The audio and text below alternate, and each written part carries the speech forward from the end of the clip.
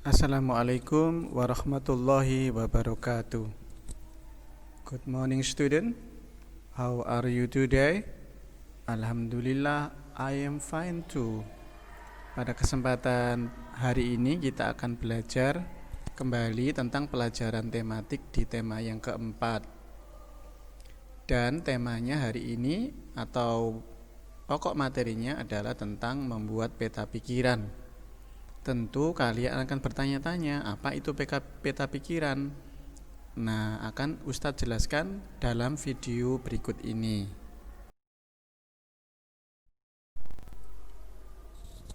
Nah, kita akan mencoba membuat peta pikiran tentang mengelola sampah. Untuk peta pikiran itu tidak perlu menulis yang sangat banyak, tetapi cukup kita membuat tulisan pendek yang kemudian kita buat semacam bagan yang kita hubungkan antara satu dengan yang lain seperti dalam video ini. Cara mengelola sampah adalah dengan reduce, kemudian reuse, kemudian recycle, kemudian replace. Lah, 4 ini bisa kita singkat dengan 4R. Lah, untuk penjelasannya kita juga bisa buat peta pikirannya sehingga kita bisa memahami materi ini dengan baik tanpa harus membaca berlembar-lembar buku.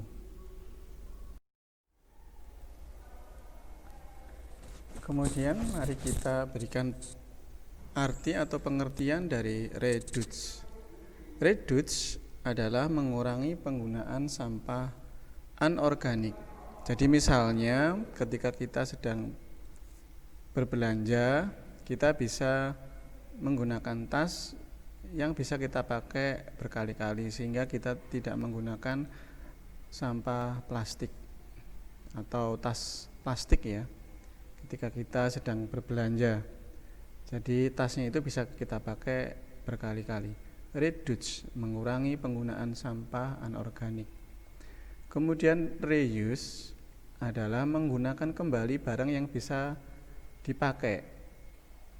Nah, termasuk kita menggunakan tas belanja sendiri dari rumah, itu merupakan langkah kita dalam reuse agar kita bisa menggunakan barang yang masih bisa dipakai, jadi tidak habis buang, sehingga kita mengurangi adanya sampah di lingkungan kita. Kemudian replace yaitu menggunakan barang yang lebih tahan lama. Jadi kita hindari barang habis pakai karena dengan begitu mengurangi sampah. Misalnya botol minum, kita bisa pakai botol minum yang bisa kita pakai berkali-kali, bukan botol minum sekali pakai saja. Kemudian yang terakhir adalah recycle, yaitu mengolah sampah menjadi produk baru. Jadi ini harus dilakukan oleh industri atau pabrik, yaitu mengolah sampah-sampah plastik itu menjadi produk-produk lain yang berbahan baku plastik juga, atau karet ban bekas pun itu bisa diolah pabrik untuk dijadikan ban yang baru.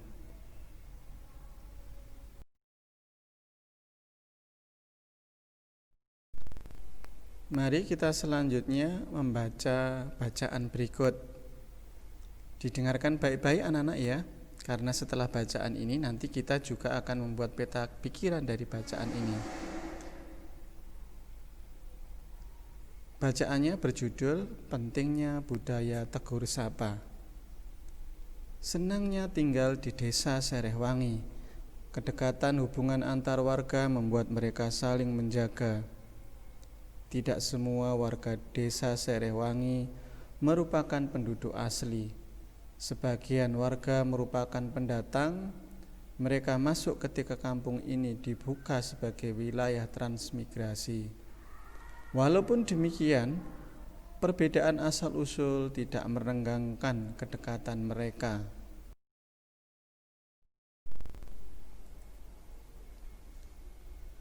Kedekatan antar warga dimulai dengan kebiasaan saling tegur sapa. Ketika berpapasan di lorong antar rumah, di jalan, atau di pasar tidak pernah terlewat untuk saling menegur. Sekedar mengucap selamat pagi, selamat siang, selamat sore, sampai bertukar kabar atau berbincang sejenak. Semua saling kenal, semua saling peduli. Di ujung jalan tinggal Nenek Ijah seorang diri. Ia penghuni tertua di sini. Walau begitu, ia masih mandiri melakukan kesibukan di rumahnya. Kadang ia terlihat menyapu pelan daun-daun di halaman rumah. Lain waktu ia duduk beristirahat di beranda. Pak Tulus, sang kepala desa, rajin menyapa Nenek Ijah. Pagi hari sambil berangkat kerja, ia kerap mampir untuk sekedar mengantarkan ubi atau singkong rebus.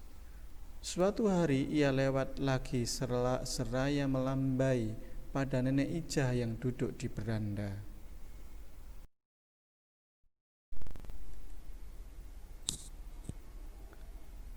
Pada suatu pagi, Pak Tulus tidak menjumpai Nenek Ijah di halamannya. Sore harinya, beranda rumah Nenek Ijah masih tetap sepi. Pak Tulus menyempatkan untuk singgah. Pak Tulus mengetuk pintu, tetapi tak dijawab. Pak Tulus membuka pintu dan melangkah masuk. Betapa terkejutnya beliau menjumpai Nenek Ijah terkulai lemas di depan ruang tengahnya. Diraba dahinya terasa hangat. Rupanya Nenek Ijah sakit. Pak Tulus menyesal tidak menyempatkan mampir tadi pagi. Namun belum terlambat. Pak Tulus mengajak beberapa warga mengajak Nenek Ijah ke dokter terdekat. Pak Tulus mengatur jadwal warga yang akan bergantian menjaga Nenek Ijah sampai pulih. Tidak ada warga yang menolak. Semua bersukarela membantu. Mereka tahu, kelak suatu ketika mereka dalam kesulitan, pasti akan dibantu. Budaya tegur sapa menjadi perekat warga. Budaya tegur sapa membangun kepedulian terhadap sesama. Lah anak-anak sekalian, dari bacaan yang Ustadz ceritakan tadi, kita bisa buat satu peta pikiran bacaan. Peta pikirannya sebagai berikut. Dari bacaan itu kita bisa buat peta pikiran. Judul bacaan adalah pentingnya budaya tegur sapa.